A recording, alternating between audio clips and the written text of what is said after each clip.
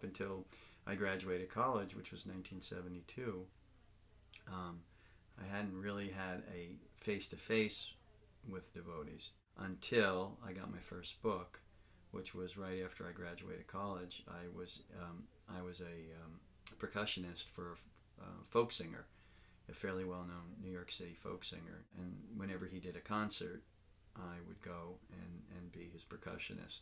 That's when I met the devotee for the first time, because we had a gig at Ithaca University, not Ithaca University, Cornell University in Ithaca. There is an Ithaca college, but no, it was at Cornell. I went to Port Authority because at that time I really didn't feel like driving up and back by myself, because it was a 5-hour drive from New York City, and I was living right outside of New York City.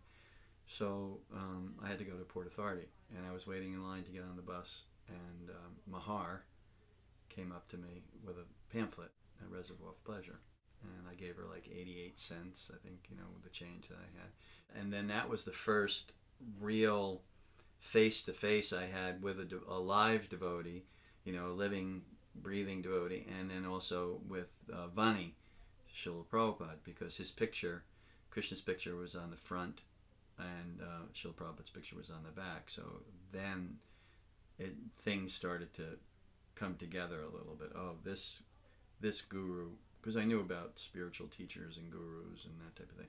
So I said, oh, this guru is the one that is promoting this mantra. I read that pamphlet several times on the way back and forth to Cornell University. Coincidentally, I was gone on that trip for about a week, and when I came back, I met Devi Shakti again at Port Authority. I mean, Port Authority was a real hub of activity for devotees. They distributed a lot of books there, met a lot of people. I ran out of money, and I didn't even have enough money.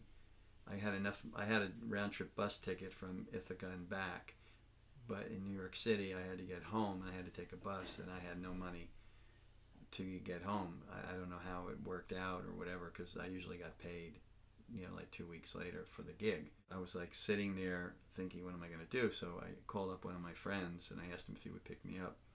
And he said, yeah, I'll come and get you.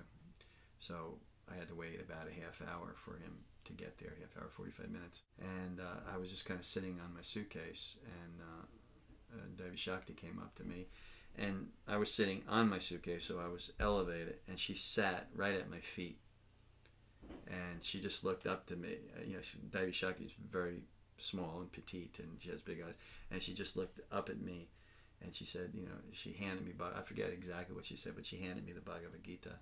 And I took the Bhagavad Gita. I already knew more or less because of my experience with the Isherwood version.